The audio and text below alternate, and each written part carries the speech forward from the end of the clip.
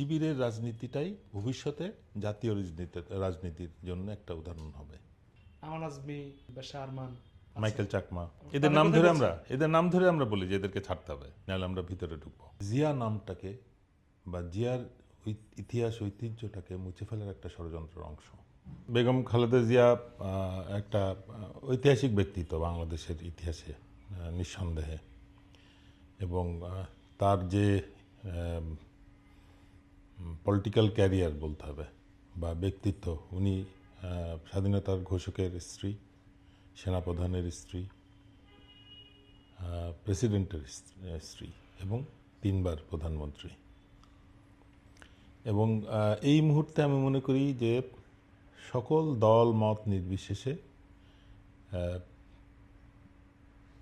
একজন নেত্রী যাকে সবাই শ্রদ্ধা করে, বাংলাদেশের ইতিহাসে এটা বিরল, অতীত ইতিহাস যদি আমরা কম্পেয়ার করি। সেই হিসেবে তার অসুস্থতা আমি মনে করি সমস্ত জাতিকে ব্যথিত করেছে এবং সবাই তাকে একটা ঐক্যের প্রতীক হিসেবে মনে করে। আমার কাছে অবাক লেগেছে যে ওনার এই স্বাস্থ্যগত কন্ডিশনে ওনাকে নির্বাচনে প্রার্থী করা হয়েছে 3টা আসনে এবং একটা অনুষ্ঠানে ওনাকে নেওয়া হয়েছে সশস্ত্র বাহিনীর। এই অনুষ্ঠানে যে দীর্ঘ সময় উনি ছিলেন বাইরে ঠান্ডায়, ওপেন এয়ারে এক্সপোজড, বর্তমান অসুস্থতার সাথে আমার মনে হয় যেটা যতটুকু প্রকাশ পেয়েছে মিডিয়াতে, ওটাই কারণ, যেটা আমি মনে করি এটা রাজনৈতিক সিদ্ধান্ত ছিল, যেটা বিএনপির সঠিক ছিল না। ওই প্রোগ্রামে বেগম জিয়াকে হাজির করে দল যে অ্যাডভান্টেজ নিতে চেয়েছিল, আমি মনে করি এটা এখন তার চরম বিপক্ষে যাবে। একটা বিষয় আমাকে অবাক করে, স্বৈরাচার হাসিনার আমলে বেগম জিয়ার অসুস্থতা নিয়ে অনেক খবর আমরা মিডিয়াতে পেয়েছি। এই বিষয়ে মেডিকেল ইউনিভার্সিটির একটা মেডিকেল বোর্ড ওনাকে পরীক্ষা করে একটা রিপোর্টও দিয়েছে, সম্ভবত 19 সালে। এরপরে আমরা হঠাৎ শুনলাম 1 বছরের মধ্যে ওনার লিভার সিরোসিস, উনি জেলে থাকার পর বা জেল থেকে মুক্ত হওয়ার পরে। অথচ আমরা গত 15 মাসে ওনার স্বাস্থ্যগত কোনো রিপোর্ট দলের পক্ষ থেকে কিন্তু আমরা পেলাম না। উনি লন্ডনে গেলেন, কিসের চিকিৎসা করলেন, সুস্থ হয়ে ফিরলেন নাকি ওনার অসুস্থতাটাকে নিয়ন্ত্রণে নিয়ে ওনাকে ফেরানো হলো, এই বিষয়টা আমাদের কাছে স্পষ্ট ছিল না। এই বিষয়টা সরকারের পক্ষ থেকেও তেমন কিছু কখনো বলা হয়নি। দল কেন নীরব ছিল এটা নিয়ে প্রশ্ন থেকে যায়, যে ওনার হঠাৎ করে লিভার সিরোসিস হলো, অথচ তারপরে ওই বিষয়টা নিয়ে হাসিনা পালানোর পরে দল এই বিষয়টা নিয়ে আর কোনো কথা বলল না, তার স্বাস্থ্যগত অবস্থাও কাউকে জানালো না বা আপডেট জাতি পেল না। নমিনেশন ডিক্লেয়ার করাতে আমরা আবার বুঝতে পারলাম যে উনি যতই অসুস্থ থাকুক, বিএনপি তাকেই কেন্দ্র করে দলকে গোছানোর চেষ্টা করছে বা তাকে ব্যবহার করে, তার ইমেজটাকে ব্যবহার করে নির্বাচনে অংশ নেওয়ার চেষ্টা করতেছে। সেই পরিপ্রেক্ষিতে আমাদের কিন্তু সন্দেহ হয়েছিল যে তারা হয়তো এখনও বিএনপি দল হিসেবে বা যারা এখানে ছিল দলের নিয়ন্ত্রণে গত 16 বছর 17 বছর, তারা মনে হয় এখনও তারেক রহমানকে সঠিকভাবে মেনে নেননি, যার জন্যে তার আশায় একটা বাধা সৃষ্টি হয়েছে। প্রথম দিকে আমরা শুনলাম যে মামলার কারণে উনি আসছেন না, কিন্তু গত বছর আমি যতদূর মনে পড়ে সেপ্টেম্বর অক্টোবরের মধ্যে তার সব মামলা উঠিয়ে নেওয়া হলো। তারপর থেকে আমরা তার আসার দিন বিভিন্ন সময় পেয়েছি এবং সেটার পরিবর্তনের ঘোষণাও পেয়েছি। আর মাত্র 2 মাস বাকি বলতে গেলে, ডিসেম্বর জানুয়ারি। এই পরিস্থিতিতেও তারেক রহমানের দেশে না আসাটা নিঃসন্দেহে সন্দেহজনক। উনি না বললেও জাতি কিন্তু ধরে নিয়েছে যে উনি হয়তো দেশে ফেরাতে তার নিশ্চয়ই এমন কোনো বাধা আছে যে জন্য উনি ফিরছেন না। এইটা অবভিয়াস হয়ে গেছে বেগম জিয়ার অসুস্থতার কারণে। নাহলে হয়তো আরও আমরা দু একটা তারিখ পরিবর্তনের ঘোষণা পেতাম। তারেক রহমান যে যোগ্যতায় রাজনীতিতে এসছেন, বাবা স্বাধীনতার ঘোষক প্রেসিডেন্ট, মা 3 বারের প্রধানমন্ত্রী, এই কোয়ালিটি নিয়ে কিন্তু বাংলাদেশের আর কেউ বা পৃথিবীর আর কেউ রাজনীতিতে যোগ দিয়েছে কিনা সন্দেহ। তো সেই হিসেবে আমি মনে করি উনি এই যোগ্যতাটাকে যথাযথভাবে ব্যবহার করতে সক্ষম হন নাই বা তাকে হতে দেওয়া হয়নি। স্বাধীনতার পরে 75 সাল পর্যন্ত যে পরিস্থিতি, রাজনৈতিক পরিস্থিতি বা স্বাধীনতা সার্বভৌমত্বের যে পরিস্থিতি বাংলাদেশে বিরাজ করছিল, সেটার মধ্যে কিন্তু ব্যাপক পরিবর্তন নিয়ে আসেন প্রেসিডেন্ট জিয়া। আমার ধারণা যে জিয়া নামটাকে বা জিয়ার ইতিহাস ঐতিহ্যটাকে মুছে ফেলার একটা ষড়যন্ত্রের অংশ, যে বেগম জিয়ার সাথে যেন জিয়ার ঐতিহ্য বাংলাদেশ থেকে শেষ হয়ে যায়। এখন কিন্তু আমরা সেই ভয়টা পাচ্ছি। বেগম জিয়া যদি সুস্থ থাকতেন, আমার ধারণা হাসিনা পালিয়ে যাওয়ার পর বাংলাদেশে যে রাজনৈতিক যে একটা ভ্যাকিউম সৃষ্টি হয়েছে, এটা উনি নিঃসন্দেহে স্বৈরাচার বিরোধী সকল শক্তি, বিএনপি, জামাত এবং অন্যান্য যারা সাফার করেছে, তাদেরকে নিয়ে উনি রাজনীতি করতেন এবং বাই দিস টাইম হয়তো একটা শান্তিপূর্ণ ভাবে রাজনীতিক সরকার গঠন করা দিকে দেশ এগিয়ে যেতে পারত। বেগম জিয়ার অসুস্থতার কারণে উনি পারেন নাই, সেই দায়িত্বটা তারেক রহমানও নিতে পারেন নাই বা নিতে দেওয়া হয় নাই। ওনার ফেসবুক পোস্ট আমি মনে করি এই পরিপ্রেক্ষিতে জাতিকে স্পষ্ট করে দিয়েছে, এবং আমরা দেখলাম সরকার ক্লিয়ারেন্স দিয়েছে যে উনি যদি আসতে চান, ওনার কিন্তু পাসপোর্ট নাই আমরা যতদূর জানি, এখনও নেন নাই কেন সেটাও প্রশ্ন। সেপ্টেম্বরের পরে নেওয়া উচিত ছিল, আগে যদি নাও নিয়ে থাকেন, অগস্টের পরে। সরকার বলেছে উনি যদি আসতে চান 1 ঘন্টার মধ্যে ট্রাভেল পাস দেওয়া হবে, বা ওনার দেশে আসতে কোনো আইনগত বাধা নাই। সেই পরিপ্রেক্ষিতে যে উনি দেশে আসছেন না, সেটা নিয়ে সবার মনে যে সন্দেহ ছিল, বাংলাদেশের রাজনীতিতে ডিপ স্টেট একটা তত্ত্ব, ষড়যন্ত্র তত্ত্ব বলি আর যাই বলি, সেটা সত্যি কার্যকর আছে, সেটাই প্রমাণ হলো। এবং কারা তাকে কেন বাধা দিচ্ছে এই বিষয়টা যদি উনি স্পষ্ট করতেন, তাহলে হয়তো বিষয়টা আরও স্পষ্ট হতো। আমার যেটা ধারণা,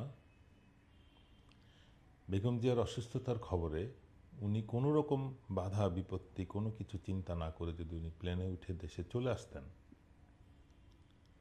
আমার মনে হয় তাহলে বাংলাদেশের রাজনীতি অন্য একটা মোড় নিত। শুধু একটা কাজেই জাস্ট কোনো কারো বাধা আমি মানি না, আমি এখন দেশে যাব, হোক সেটা তার মায়ের জন্য। যে প্রশ্ন গণমাধ্যমে আসছে যে উনি ওনার মাকে দেখতে আসছেন না, 18 কোটি মানুষকে উনি কি দেখবেন, এই কথাটা ওনার তাহলে শুনতে হতো না। এই জিনিসটা আমার মনে হয় বিএনপিকে স্থায়ীভাবে দুর্বল করছে। এবং বেগম জিয়ার পরে যদি তারেক রহমান দায়িত্ব না নিতে পারে বিএনপির, তাহলে 1/11-এর পরে সময়ে যে ষড়যন্ত্র তত্ত্বটা চালু ছিল যে বিএনপি ভেঙে যাবে, এমন কোনো কার্যক্রম সফল হয়ে যেতে পারে বেগম জিয়া যদি সুস্থভাবে বাড়িতে ফিরতে না পারেন। আচ্ছা, এমনি খালেদা জিয়ার রাজনীতি বা কর্মজীবন নিয়ে আপনার অভিজ্ঞতা, আপনার মূল্যায়ন কি? 91 সালে উনি নির্বাচিত হয়েছিলেন, কিন্তু একটা সংগ্রামী নেত্রী হিসেবে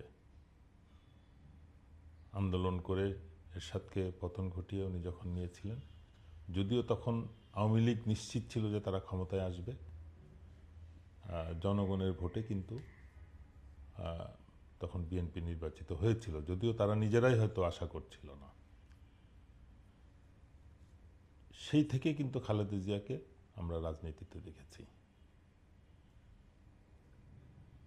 সেই সময়েও কিন্তু বিএনপি ইসলামপন্থীদের ভোটে জয়লাভ করেছিল বলে আমরা মনে করি। 2001 সালের ইলেকশনে আমরা যেটা দেখলাম, জামাতের সাথে জোট করাতেই কিন্তু আওয়ামী লীগ অনেক চেষ্টা, 96 সাল থেকে তারা ক্ষমতাটাকে টিকিয়ে রাখার জন্য অনেক ইঞ্জিনিয়ারিং করেও ব্যর্থ হয়েছে, যখন বিএনপি এবং জামাত একসাথে ইলেকশনটা করেছিল। এরপরে আমার মনে হয় আওয়ামী লীগ বা তার উপদেষ্টা গোষ্ঠী, যারা যা এখন ধরা যায় যারা ভারত, এমনকি এও জানা যায় যে বেগম শেখ হাসিনা ভারতেরও নাগরিক। 2000 শেখ মুজিব মৃত্যুর পরে যখন ভারতে তারা ছিল, খুব সম্ভব নাগরিকত্ব নিয়েছিলেন। সেই হিসেবে কিন্তু শেখ হাসিনা যা করেছে ভারতের পক্ষেই, অবাক হওয়ার কিছু নেই। এই বিষয়টা বেগম জিয়াকে আরও বেশি দেশপ্রেমিক এবং সৎ, এবং উনি প্রকৃত অর্থেই প্রেসিডেন্ট জিয়ার সহধর্মিণ হিসেবে দেশের দায়িত্ব যে ক্রান্তিকালে উনি গ্রহণ করেছিলেন, সেটা উনি রাখতে পেরেছিলেন। ওনার একটা গোষ্ঠীর উপরে, প্রেসিডেন্ট জিয়ার যেটা প্রয়োজন ছিল না, ওনার একটা উপদেষ্টা গোষ্ঠী প্রয়োজন ছিল, যেহেতু তার রাজনৈতিক কোনো ব্যাকগ্রাউন্ড ছিল না।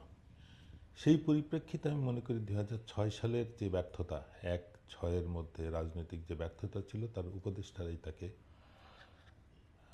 বিট্রে করেছিল। তারাই বিভিন্ন ইনফ্লুয়েন্সে বিএনপিকে দুর্বল করেছে। আচ্ছা, গত দুদিন যেটা ঘটলো, মানুষ দেখলো যে রাজনৈতিক তো অনেক নেতা বাংলাদেশে আবির্ভাব ঘটেছে, কিন্তু তিনি হাসপাতালে ভর্তি হওয়ার পর আমরা দেখলাম যে একটা ভিন্ন রকম অনুভূতি, দোয়া, পোস্ট বা হাসপাতালের সামনে এসে ভিড় করা। আপনারা অনেক সরকার দেখেছেন, পতন হয়েছে, আবার আসছে, তো এই বিষয়টাকে কীভাবে দেখছেন আপনি? আমি তো মনে করি উনি প্রকৃতই এই সম্মানের অধিকারী, যে উনি সব দলকে একসাথে নিয়ে কাজ করার একটা ইতিহাস গড়েছিলেন, যেটা তারপরে আর সম্ভব হয়নি। আগেও ছিল না, প্রেসিডেন্ট জিয়া করে গিয়েছিলেন, এরপরে এটা ভেঙে যায়, তারপরে উনি আবার সব দলকে, জাতীয়তাবাদী শক্তিকে এক করে বাংলাদেশের রাজনীতিটাকে এগিয়ে নেওয়ার চেষ্টা করেছেন। এই কারণেই, এবং ওনার রাজনৈতিক জীবনটা কখনো মানুষকে এমন কোনো দৃষ্টিভঙ্গি দেয় নাই যে উনি কারো ক্ষতি চাচ্ছেন বা রাজনৈতিকভাবে কারো ক্ষতি করেছেন, যেটা আমরা হাসিনার সময় দেখেছি। গতকাল কমিশন যে রিপোর্টটা সাবমিট করেছে এবং তারপরে যে প্রেস ব্রিফিংটা করেছে, এটাতে প্রেস ব্রিফিংয়ে খুব সামান্য তথ্যই প্রকাশ পেয়েছে, তবে বেশ কিছু ক্রিটিক্যাল তথ্য জনগণ জানতে পেরেছে। প্রথম, যেটা গত 17-18 বছর সোশ্যাল মিডিয়াতে চালু ছিল, কিন্তু সরকারিভাবে অতীতের কোনো রেকর্ডে প্রকাশ পায় নাই। একটা জিনিস খেয়াল রাখতে হবে, এই কমিশনটা গঠন হয়েছে জনগণের দাবিতে, যেটার সাথে আমরা সক্রিয়ভাবে ইনভলভ ছিলাম। আগের কমিশনে আমি নোট অফ ডিসেন্ট দিয়েছি, তাদের কার্যক্রমটা অসম্পূর্ণ, উদ্দেশ্য প্রণোদিত এবং ত্রুটিপূর্ণ ছিল। সেই পরিপ্রেক্ষিতে একটা চেষ্টা হয়েছিল যেন নতুন কোনো তদন্ত না হয়। হাইকোর্ট থেকেও রুল নেওয়া হয়েছিল, কিন্তু তারপরও জনগণের দাবিতে আমরা অবসরপ্রাপ্ত অফিসাররা আন্দোলনের মাধ্যমে জনগণকে সাথে নিয়ে আন্দোলন করে এই কমিশনটা গঠন করতে নিশ্চিত করি।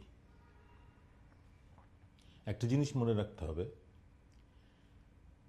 কোনো রাষ্ট্রের ইতিহাসে আমার মনে হয় এটাই একমাত্র ভয়ঙ্কর একটা হত্যাকাণ্ডের কাহিনী, যেটার সাথে সরকার, তার গোয়েন্দা সংস্থা, তার নিরাপত্তা বাহিনী সম্মিলিতভাবে ষড়যন্ত্র করে কার্যকর করেছে। শুধু তাই নয়, ঘটনার শুরু থেকে এই হত্যাকাণ্ডের সমস্ত আলামত নষ্ট করার প্রচেষ্টা চলেছে। সমস্ত চক্ষুষ সাক্ষীকে পরিকল্পিতভাবে বিভিন্ন কায়দায় হত্যা করা হয়েছে। যারা হত্যাকাণ্ড জড়িত তাদেরকে পালিয়ে যেতে সাহায্য করা হয়েছে। কেউ প্লেনে গেছে, কেউ স্থলপথে গেছে। আমরা কমিশন দেখলাম এই বিষয়টাতে একটা ফাইন্ডিংস দিয়েছে যে বেশ কিছু ভারতীয় নাগরিক যারা দেশে ঢুকেছে কিন্তু তাদের বেরিয়ে যাওয়ার প্রমাণ নাই, বা বেরিয়েছে যাদের ঢোকার কোনো প্রমাণ নাই। এই বিষয়গুলোই কিন্তু গত 2009 সাল থেকে মানুষের মনে, যে জনগণের মনে যে সন্দেহটা ছিল, সেই সন্দেহটাকে নিশ্চিত করে। তদন্ত কমিশন দীর্ঘ সময় ধরে কাজটা করেছে, কারণ হচ্ছে যে সরকার এবং সশস্ত্র বাহিনী, গোয়েন্দা বাহিনী, তদন্ত সংস্থা সিআইডি, তারা গত 16 বছর ধরে এই বিডিআর হত্যাকাণ্ডের আলামত নষ্ট করেছে। সেখান থেকে ডিগ করে সঠিক তথ্য বের করে আনা এটা কোনো সহজ কাজ ছিল না। কতটুকু এই কমিশন সক্ষম হয়েছে সেটা তাদের রিপোর্টটা ডিটেল যদি কখনো জানার সুযোগ হয় তখন বোঝা যাবে। বাট আমি মনে করি তারা চেষ্টা করেছে, চেষ্টার কোনো ত্রুটি করে নাই।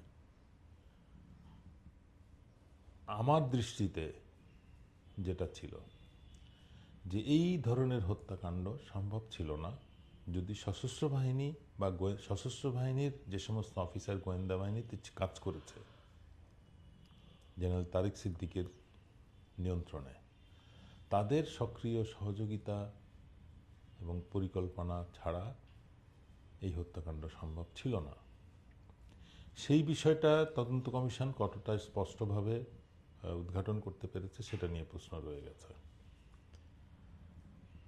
আমি আরও বলেছিলাম যে এই ধরনের হত্যাকাণ্ড ভবিষ্যতে যদি আমরা না চাই, না আশা করি, তাহলে ওই সকল সদস্যদেরকে যারা সম্পৃক্ত ছিল, ষড়যন্ত্রকারী ইউনিফর্ম পারসনস, সেটা পুলিশ হোক,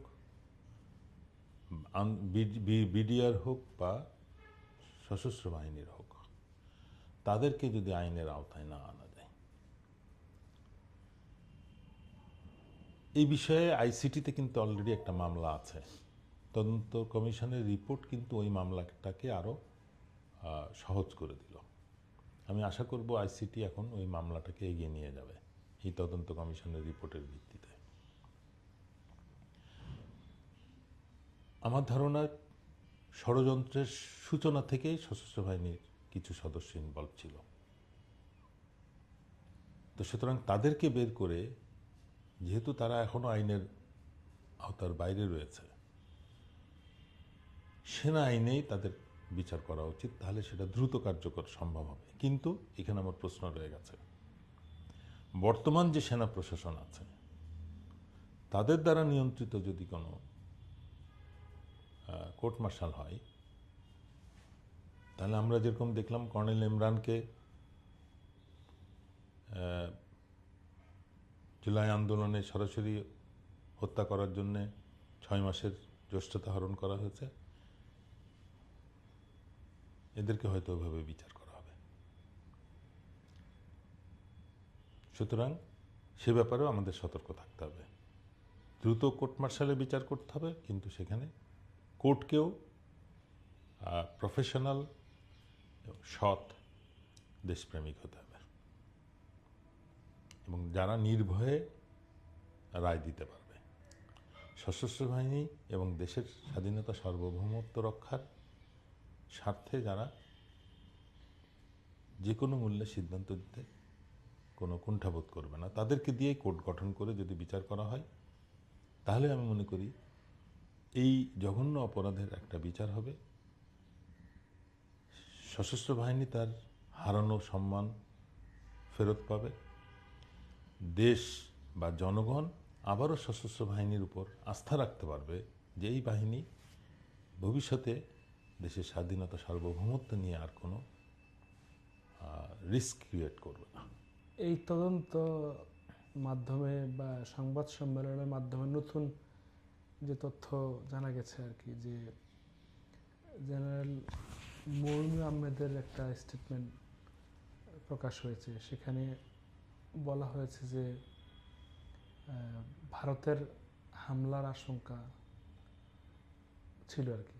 মানে পিলখানায় অভিযান চালালে ভারত আক্রমণ করত। হ্যাঁ, এটাতে মানে ব্যাপারটা তো কমপ্লিট মনে হয় কিনা, যে পিলখানা সৈন্যদেরকে বাঁচাতে সেনাবাহিনী অভিযান চালাবে, এতে আবার ভারত হামলা করবে, এটা তো কেমন হয়ে গেল না বিষয়টা। প্রথম বিষয় হচ্ছে যে মানে প্রকৃত অর্থে উনি কি সেনাপ্রধান হওয়ার যোগ্য ছিলেন? সরকার একটা স্বার্থপর ভীরু কাপুরুষকে সেনাপ্রধান হিসেবে নিয়োগ দিয়েছিলেন, যিনি 96 সালে জেনারেল নাসিম যখন অভ্যুত্থানের চেষ্টা করেন, তখন তিনি প্রায় 2 থেকে আড়াই ঘন্টা পলাতক ছিলেন। মইনু আহমেদ উনি তখন সাভারের ব্রিগেড কমান্ডার। 9 ডিভিশন সিদ্ধান্ত নেয় যে অভ্যুত্থানের বিপক্ষে অবস্থান নেবে। ওনার দায়িত্ব ছিল ঘাটাইল থেকে বা ময়মনসিংহ থেকে কোনো বাহিনী যেন জেনারেল নাসিমকে সহায়তা করতে ঢাকায় আসতে না পারে। জয়দেবপুরে ওনাকে অবস্থান নেওয়ার জন্য আদেশ দেওয়া হয়। উনি সকাল 8:30টার দিকে এই আদেশটা নিয়ে প্রায় 11টা পর্যন্ত মিসিং ছিলেন।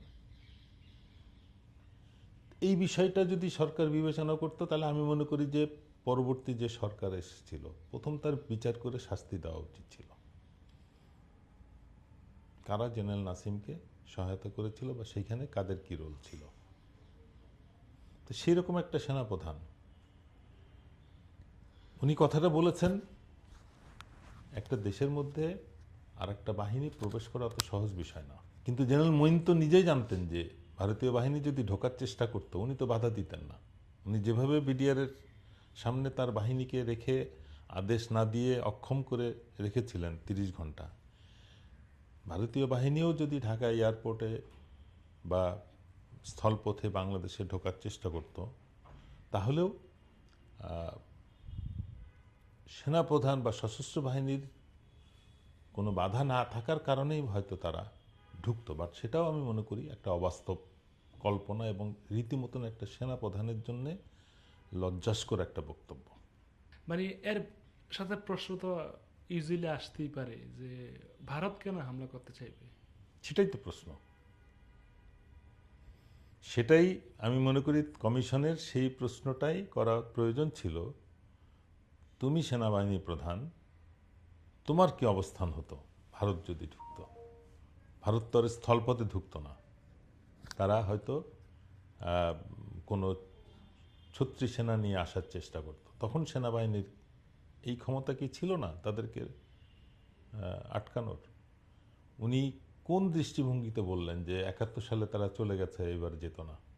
তার মানে তাকে তার 111-এর কার্যক্রমের ছাড় হিসেবে তাকে এই কন্ডিশন দেওয়া হয়েছিল যে তুমি যে কোনো মূল্যে এটাকে সফল করবা, নাহলে তোমাকে 111-এর কারণে তোমাকে বিচার করা হবে। উনি অ্যাবসলিউটলি নিজের স্বার্থে এই দেশকে, সশস্ত্র বাহিনীকে এই রিস্কের মধ্যে ফেলেছিলেন। আমি মনে করি বিচারটা ওনাকে দিয়ে শুরু করা উচিত। ভারতের পছন্দের দল তো ক্ষমতায়, তো ভারত কেন আবার আক্রমণ করবে? এটা মানে এটা ইজিলি এটা মানে অগ্রহণযোগ্য বিষয় ছিল। মানে জেনারেল মঈন এটা দিয়ে বোঝাতে চেয়েছে বিডিআর হত্যাকাণ্ড যদি না ঘটাতে পারতো তাহলে আওয়ামী লীগের অবস্থান স্পষ্ট হয়ে যেত সশস্ত্র বাহিনীর বিরুদ্ধে। তখন আওয়ামী লীগের সরকারে টিকে থাকা সম্ভব হতো না। এই কারণেই বলছে আওয়ামী লীগ যদি ব্যর্থ হতো তাহলে হয়তো ভারত ইন্টারফেয়ার করতো। বাট আমি মনে করি যে ওই পরিবেশ বা ভারতের বর্তমান যে সেনাবাহিনী বা সশস্ত্র বাহিনীর যে সক্ষমতা আমরা দেখছি, এটা তাদের ওই হিন্দি সিনেমার বুলি ছাড়া আর কিছু না। সেনাবাহিনীর কোনো আগ্রাসী কোনো পরিকল্পনা বাস্তবায়নের যোগ্যতা আছে বলে আমি মনে করি না। 71 সালেও এটা তারা পারতো না যদি বাংলাদেশের যারা ফোর্স বা মুক্তিবাহিনী যদি তাদেরকে সাহায্য না করত। পাকিস্তান এবং বাংলাদেশের সশস্ত্র বাহিনী কিন্তু একই অরিজিন থেকে এসছে। ব্রিটিশ আর্মি যখন চলে যায়, ব্রিটিশ সরকার যখন ভারত উপমহাদেশ ত্যাগ করে, তখন ভারত এবং পাকিস্তান দুইটা দেশ হয়। তখন কিন্তু ইস্ট পাকিস্তানের যে স্বল্প সংখ্যক সেনাবাহিনী সদস্যই ছিল, তারা কিন্তু ওই পাকিস্তান এবং ইস্ট পাকিস্তান একই সাথে প্রশিক্ষণপ্রাপ্ত, একই ধাঁচে তৈরি গঠন করা। এখানে একটা বিষয় খেয়াল রাখতে হবে যে পাকিস্তান সেনাবাহিনী যতই রাজনীতিতে ইনভলভ থাকুক, তারা কিন্তু কখনোই তাদের পেশাগত যোগ্যতার সাথে কম্প্রোমাইজ করে নাই। এবং এটা আমরা দেখলাম গত মে মাসে 4 দিনের যুদ্ধে।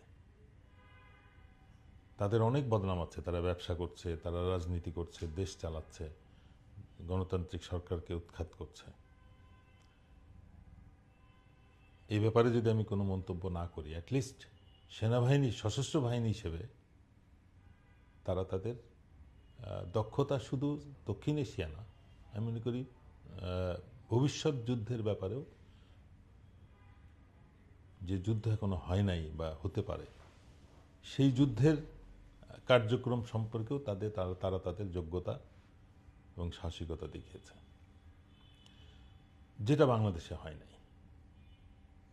হাসিনা সরকার যেটা করেছে, অযোগ্য, সুপারসিটেড, দুর্নীতিবাজ, এদেরকে উপরে নিয়ে এই জিয়াউল হাসান বলি, আজিজ বলি, ডজনকে ডজন অফিসার যারা হয়তো মেজর হিসেবে বাড়ি যাওয়ার কথা, লেফটেন্যান্ট কর্নেল হিসেবে বাড়ি যাওয়ার কথা, তাদেরকে জেনারেল করা হয়েছে। তাদেরকে উচ্চ পদে নিয়ে তখন তাদেরকে দিয়ে যত রকম অপকর্ম করানো হয়েছে, যারা তাদের পদের জন্যে নিজেদেরকে রাজনৈতিক সরকারের কাছে বিলীন করে দিয়েছে। এই কারণে আমাদের দেশ যেটা ঘটেছে পাকিস্তানে, সেটা কখনো ঘটবে না বা ঘটতে অনেক সময় লাগবে, অধঃপতনটা সশস্ত্র বাহিনীর। এখন আমার যেটা দুশ্চিন্তা, আমরা গত 1.5 বছরে শুনছি যে অনেক রকম আধুনিক অস্ত্র শস্ত্র সরঞ্জাম ক্রয় করা হচ্ছে। নিঃসন্দেহে এটার প্রয়োজন আছে, কিন্তু এটা যারা ব্যবহার করবে, তাদের দেশপ্রেম, তাদের পেশাগত যোগ্যতা, তাদের নৈতিক অবস্থান যদি সঠিক না থাকে, তাহলে আমরা মিডল ইস্টে অনেক দেশ দেখি যাদের অনেক অত্যাধুনিক অস্ত্রশস্ত্র থাকা সত্ত্বেও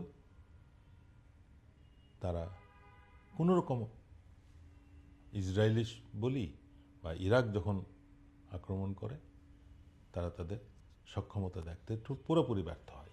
শুধু অস্ত্রই যথেষ্ট না, অস্ত্র যারা ব্যবহার করবে তাদের পেশাগত যোগ্যতা এবং মান প্রয়োজন আছে। আমি এখন মনে করি বাংলাদেশ যদি সশস্ত্র বাহিনীকে রিফর্ম না করা হয়, তাহলে এই আধুনিক অস্ত্রশস্ত্র এটা ওই মধ্যপ্রাচ্যের অস্ত্র ব্যয়ের বা অস্ত্র ক্রয়ের মতোই ব্যর্থ হতে পারে। তো সুতরাং রিফর্মটাকে করে প্রফেশনালদেরকে আবারও সামনে নিয়ে এসে তাদেরকে কমান্ড দিয়ে যদি তখন তাদেরকে সশস্ত্র করা হয় আধুনিক অস্ত্রে, তাহলে আমি মনে করি দেশ আবার তার প্রতিরক্ষার বিষয়ে নিজের পায়ে দাঁড়াতে সক্ষম হবে। মিডিয়াকে একটা স্তম্ভ হিসেবে বলা হয়, পঞ্চম স্তম্ভ। আমার মনে হয় আওয়ামী লীগ সরকার ভারতের সহযোগিতায় বা তাদের পরিকল্পনায় বাংলাদেশকে একটা জঙ্গি শক্তির উত্থান হচ্ছে বা হওয়ার সম্ভাবনা আছে, এই কার্ডটাকে পরিকল্পিতভাবে বানিয়ে ব্যবহার করা হয়েছে, যেখানে শিবির এবং জামাত ইসলামকে তাদের প্রতিপক্ষ করা হয়েছে এবং যেটা বলা হয় যে জুডিশিয়াল কিলিংয়ের মাধ্যমে জামাতের সর্বোচ্চ নেতাদেরকে হত্যা করা হয়েছে। এখন আমরা যেটা দেখছি, বাস্তবে যেটা আমরা দেখছি, প্রকৃত অর্থে যদি কাউকে জঙ্গি করতে হয় কার্যকলাপের উপর ভিত্তি করে, প্রচার বা প্রপাগান্ডা না, তাহলে ছাত্রলীগ, যুবলীগ, আওয়ামী লীগ এদেরকেই প্রথম জঙ্গি সংগঠন হিসেবে ঘোষণা করা উচিত এবং আন্তর্জাতিকভাবে ব্যান করা উচিত। এই জঙ্গি কার্ড ব্যবহার করে আমরা দেখলাম সেনাবাহিনীর সদস্য অত্যন্ত প্রতিভাবান sword of honour gold medal প্রাপ্ত মেজর জিয়াউল হক, তাকে জঙ্গি সাজিয়ে তার বিরুদ্ধে 3টা মৃত্যুদণ্ড আদেশ জারি করা হয়েছে এবং আন্তর্জাতিকভাবেও এটা প্রচার করে তাকে একটা ক্রিমিনাল লিস্টে অন্তর্ভুক্ত করা হয়েছে এবং দুঃখজনকভাবে এই অন্তর্বর্তীকালীন সরকারও এই বিষয়ে যে পদক্ষেপ নিচ্ছে সেটা সন্তোষজনক না। আগে আমরা জঙ্গি কার্ডটাকে ব্যবহার করতে দেখেছি ভারত এবং আওয়ামী লীগকে। আমাদের আশা ছিল যে জুলাই বিপ্লবের পর এই সরকার এই বিষয়গুলো তদন্ত করে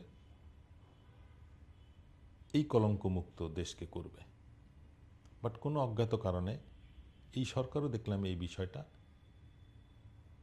যথেষ্ট নেগলেক্ট করছেন।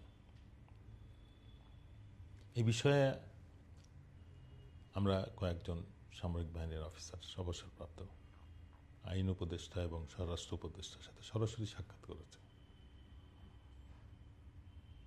আইন উপদেষ্টা আমাদেরকে বলেছেন যে একটা জঙ্গি কমিশন, আমাদের সাজেশন, আমরা যখন বলেছি যে আপনি একটা জঙ্গি কমিশন গঠন করে তদন্ত করেন এই ঘটনাগুলো, হলি আর্টিসান বলি বা জাহাজবাড়ি, যে সমস্ত জঙ্গি কাহিনী বা ব্যাপক হত্যাকাণ্ড যেখানে ঘটানো হয়েছে, এগুলো কতটুকু সত্য ছিল বা বাস্তব ছিল। অথচ উনি বিষয়টাকে অ্যাভয়েড করেছেন যে আপনারা তদন্ত কমিশন সাজেস্ট করেন। উনি খুব ভালোভাবেই জানেন যে আমাদের তদন্ত কমিশন সাজেস্ট করার কিছু নেই, সরকার যদি সিদ্ধান্ত নেয় তারাই এটা নিয়োগ দিবে, যেভাবে বিডিআরের বা অন্যান্য বিভিন্ন কমিশন গঠন হয়েছে। প্রায় 3 থেকে 4 মাস আগে আমরা ওনার সাথে সাক্ষাৎ করেছি, কিন্তু এখনও তার কোনো ফল পাওয়া যায় নাই। আমি মনে করি যে এই বিষয়টা আমাদেরকে হতাশ করছে। শিবিরের বিষয়টা তো আমরা এখন স্পষ্টভাবে দেখছি। শিবির বলি, জামাত বলি, তাদের বিষয়ে যে অপপ্রচারটা ছিল, জনগণ কিন্তু তাদের রাজনৈতিক কার্যক্রম প্রকাশ্যে ছিল না বিধায় যা শুনতো মিডিয়াতে সেটাই বিশ্বাস করত। কিন্তু জুলাই অভ্যুত্থানের পরে যখন শিবির এবং জামাতের কার্যক্রম জনসমক্ষে হয়, আমি মনে করছি যে এখন কোনো প্রকার অপপ্রচারই মানুষকে বিভ্রান্ত করতে পারবে না এবং সবাই তাদের কর্মফলে প্রকাশ্য হয়ে যাবে। আওয়ামী লীগ যেমন হয়েছে, অন্যান্য যারা দেশে আছে রাজনৈতিক দল, তারাও তাদের কার্যকলাপ সম্পর্কে জনগণকে আর লুকিয়ে বা প্রপাগান্ডা করে কোনো কিছু বোঝানোর সক্ষমতা রাখবে না। এই আন্দোলনের পরে সোশ্যাল মিডিয়ার কারণে, এই মোবাইলের যুগে, ডিজিটাল যুগে মানুষ অনেক বেশি ইনফর্মড এবং অনেক বেশি সচেতন হয়েছে। তো সুতরাং যে ভালো সে এখন স্বীকৃতি পাওয়ার পথে চলে আসছে এবং শিবির পাবলিক ইউনিভার্সিটিগুলোর ইলেকশন এবং তার পরবর্তীতে তাদের কার্যক্রম, ইলেকশনে জয়ী হওয়ার পরে যে অবস্থান নিয়েছে, সেটা আমি মনে করি বাংলাদেশের রাজনীতিতে বা বাংলাদেশের ইতিহাসে একটা পরিবর্তনের উজ্জ্বল সম্ভাবনা সৃষ্টি করছে। যে শিবিরের রাজনীতিটাই ভবিষ্যতে জাতীয় রাজনীতির জন্য একটা উদাহরণ হবে, এবং জাতীয় রাজনীতিতেও যারা ওইভাবে সংগঠিত হয়ে জনগণের কল্যাণে অবদান রাখতে পারবে তারাই ভবিষ্যতে দেশ শাসন করবে। এটাই আমি মনে করি তাদেরকে তাদের যোগ্য নেতৃত্ব। যদিও একাংশকে হত্যাকাণ্ডের শিকার হতে হয়েছে, জেল জুলুমের শিকার হতে হয়েছে, তারা উপলব্ধি করেছে যে কোন রাস্তায় তাদেরকে প্রতিষ্ঠিত করতে সক্ষম হবে। সেবামূলক রাজনীতি, শাসন দখল লুটপাটের রাজনীতি বাংলাদেশে ভবিষ্যতের জন্য আমি মনে করি অকার্যকর একটা পদ্ধতি। এটা যারা পরিত্যাগ করতে পারবে তারাই সারভাইভ করবে, যারা পারবে না তারা ইতিহাস হয়ে যাবে। বিষয়টা হচ্ছে যে স্বৈরাচার সরকারের কার্যক্রমটা, সেখানে সশস্ত্র বাহিনীর সম্পৃক্ততা আমাকে লজ্জিত এবং ব্যথিত করত। আমি 16 বছরই এটার বিরুদ্ধে প্রকাশ্যে পারি নাই, অপ্রকাশ্যে গোপনে অর্গানাইজ করে এসেছি নিজে থেকে। আমি মনে করি হাসিনা সরকারের প্রথম থাম্ব ডাউনটা আমি দিয়েছিলাম বিডিআর হত্যাকাণ্ডের নোট অফ ডিসেন্টটা দিয়ে। তারপরের থেকে সরকার আমার বিরুদ্ধে লেগে যায় এবং আমার জন্য চাকরি করাটা ডিফিকাল্ট হয়ে যায়, আমি চাকরি ছাড়তে বাধ্য হই। কিন্তু যেহেতু সশস্ত্র বাহিনীতে 33 বছর চাকরি করে ওই অভিজ্ঞতাটা 75 পরবর্তী সশস্ত্র বাহিনী গঠনে আমি সক্রিয়ভাবে সম্পৃক্ত ছিলাম। আমরা স্বৈরাচার সরকারের সূচনাতে দেখেছি সশস্ত্র বাহিনীর সদস্যরা সক্রিয়ভাবে এটার সাথে সম্পৃক্ত ছিল, যার কারণেই এই বিডিআর হত্যাকাণ্ডটা সম্ভব হয়েছিল। এবং এই তদন্ত কার্যক্রমে যখন আমাকে বাধা দেওয়া হয়, আমি নোট অফ ডিসেন্টের মাধ্যমে আমি মনে করি হাসিনা সরকারকে প্রথম আমি থাম্ব ডাউন দিয়েছিলাম। তারপর থেকেই সরকার আমাকে অপছন্দ করত। কিন্তু আমার 33 বছরের চাকরিতে সশস্ত্র বাহিনীর প্রতি যে ফিলিংটা ছিল, কেননা আমি 75 পরবর্তী সেনাবাহিনী যখন প্রকৃত অর্থে গঠন শুরু হয় প্রেসিডেন্ট জিয়ার শাসন আমলে, সেই সময় আমরা চাকরিতে জয়েন করি এবং পুরা বর্তমান 9 সাল পর্যন্ত যে সেনাবাহিনী সশস্ত্র বাহিনীর উন্নয়নটা হয় এটার সাথে আমি সরাসরি সম্পৃক্ত ছিলাম। এই ফিলিং থেকেই কিন্তু আমি চেয়েছি যে সশস্ত্র বাহিনী কলঙ্কমুক্ত হোক। 5ই আগস্টের বা তার আগের থেকেই আমরা যখন সরাসরি রাস্তায় ছিলাম, 1 তারিখ থেকে আমরা অবসরপ্রাপ্তদের দল রাস্তায় অবস্থান নেই, ডিওএইচএস সমূহে আন্দোলন হয় এবং 5 তারিখ সারাদিন আমরা রাওয়া এবং জাহাঙ্গীর গেটের এখানে অবস্থান নেই। যখনই খবর আসে শেখ হাসিনা পালিয়ে গেছে, তারপরে সবাই একটা বিজয়ের সেলিব্রেশন মুডে চলে যায়। আমি মনে করি ওইটাই সব থেকে ভুল হয়েছে। আজকে যদি আমরা জুলাই আন্দোলন নিয়ে কোনো প্রকার সন্দেহে থাকি, যেটা আন্দোলন না অভ্যুত্থান না এটা বিদ্রোহ, আমি মনে করি ওই মুহূর্তে আন্দোলনটাকে থামিয়ে দেওয়াটাই সব থেকে ভুল ছিল। আন্দোলনটাকে পরিণতিতে নিতে পারলে আজকে হয়তো আমাদের এই সাফারিংটা থাকতো না। এই অবস্থাতে আমরা সন্ধ্যার দিকে বাসায় ফেরত আসি। আসার পরেই আমি কল পাই কর্নেল হাসিন, যাকে বরখাস্ত করা হয়েছিল, ওদের সাথেই আমরা আন্দোলনরত ছিলাম একসাথে। সে আমাকে মনে করে স্যার, ডিজিএফআইতে যদি আমরা না যাই তাহলে হয়তো যারা গুম আছে ওদেরকে মেরে ফেলবে, কেন ওরা চাইবে না প্রমাণ রাখতে। তা আমি তখন আমার সাথে যারা ছিল, যাদের কন্ট্যাক্ট নাম্বার ছিল, সবাইকে আসতে বলি, আমার বাসায় আসেন, 5 তারিখে? 5 তারিখ রাত্রে সন্ধ্যার পরই আবার আমরা একত্রিত হই। আমার বাসায় বসেই প্ল্যাকার্ড বানানো হয়, আমার ছেলে এটাতে সহায়তা করে।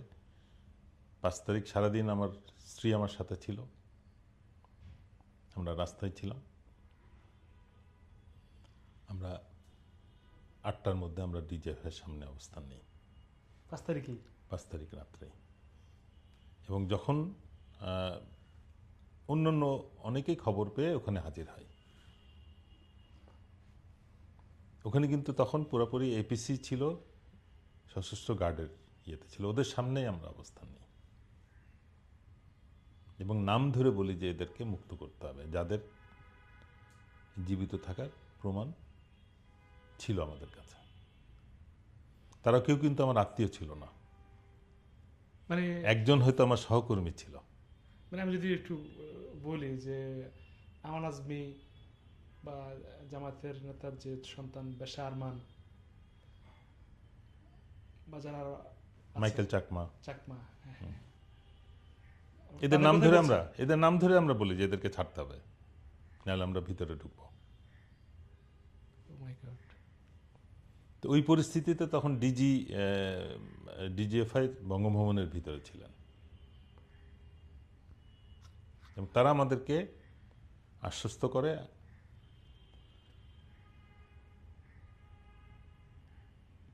আমার সাথে আরও 2জন আমরা ডিজিএফআই অফিসে যাই, ওদের সাথে বসে কথা বলি।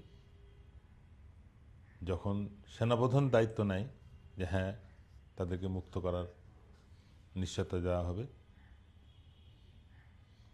যদিও ওটার সাথে কিন্তু ছিল, যদি থাকে, আমরা বলেছিলাম যে আমরা জানি আছে, সুতরাং তাদেরকে ছাড়তে হবে। এই পরিস্থিতিতে আমরা ওই দিনই রাত্রে দেখলাম ব্যারিস্টার আরমানকে ছাড়া হলো, কিন্তু 2 দিন ধরে ব্রিগেড আজমি সম্পর্কে একটা বিভ্রান্তির মধ্যে রাখা হলো। 6 তারিখ আমরা পেলাম না, 7 তারিখও সকালে আমরা শুনছি ব্রিগেড আজমি তার বাসায় চলে গেছে, আবার শুনলাম তার পরিবারের কাছে আছে, আবার শুনি তার রাজনৈতিক নিরাপত্তা হেফাজতে রয়েছে। বিকালের মধ্যে আমরা নিশ্চিত হই যে তাকে ছাড়া হয়নি। এটা কি 7 তারিখের কথা? 7 তারিখ বিকাল, 7 তারিখে বিকালে 5টার দিকে আবার ওই ডিজিএফের যে অফিসার যার সাথে আমরা মিটিং করেছিলাম, অলরেডি 6 এবং 7 আমাদের দেখা দেখি মায়ের ডাক বা অন্যান্য গুম যারা পরিবার ছিল তারাও ডিজিএফের সামনে দিনের বেলা অংশগ্রহণ করে, আপনাদের দেখা অবস্থা দেখি? নাই, আমাদের দেখা দিই, আমাদের পরে। ওই দিন রাত্রেও মায়ের ডাক এসেছিল 5 তারিখ রাত্রে। 6-7 তারা আরও বেশি মোবিলাইজড হয়ে ডিজিএফের সামনে অবস্থান নেয়। ওই 5-7 তারিখ বিকালে যখন আমি ওই ডিজিএফের অফিসারের সাথে কথা বলি, তখন তাকে আমি সতর্ক করি যে দেখো, মায়ের ডাকের সাথে অন্যান্য গুম পরিবার যারা গত 2 দিন ধরে অবস্থান নিয়েছে ডিজিএফের সামনে, তারা কিন্তু আমাদেরকে আমন্ত্রণ জানিয়েছে তাদের সাথে যোগ দেওয়ার জন্য, যে যেহেতু তোমার সাথে আমার একটা কমিটমেন্ট আছে, আমরা কিন্তু যাই নাই। তা আজকে রাত মানে 7 তারিখ রাত আমি তখন আলটিমেটাম দিই, আজকে রাত্রের মধ্যে যদি ব্রিগেড আজমিকে না ছাড়া হয় তাহলে কিন্তু কালকে সকালে আমরা ওদের সাথে ডিজিএফের সামনে অবস্থান নিব। এই সতর্কবার্তার পরে আমরা পরদিন সকালে তার মুক্তির খবর পাই। এটা কোনো তার সাথে কোনো রক্তের সম্পর্ক, আত্মীয়তা কোনো কিছুই না, দায়িত্ববোধ থেকে এই সমস্ত অবসরপ্রাপ্ত যারা সামরিক অফিসার, সশস্ত্র বাহিনীর প্রতি তাদের ফিলিং, তাদের দেশপ্রেম, তাদের সততা, সব কিছু মিলিয়ে আমরা সবাই উদ্বুদ্ধ হই এবং ডিজিএফের সামনে অবস্থান নিয়ে সশস্ত্র বাহিনীর কলঙ্ক মুক্ত করার একটা অংশ হিসেবে আমরা এই কার্যক্রমে অংশ নিই। আমাদের ব্যক্তিগত কারো কোনো স্বার্থ ছিল না।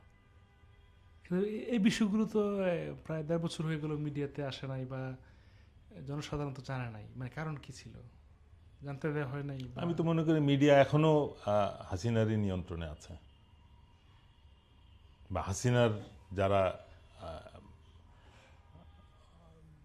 স্বৈরাচারের বংশধর যারা এখনো দেশ নিয়ন্ত্রণ করছে, পিছন থেকে কলকাঠি নাড়াচ্ছে, তারাই মিডিয়াকে নিয়ন্ত্রণ করে রাখছে।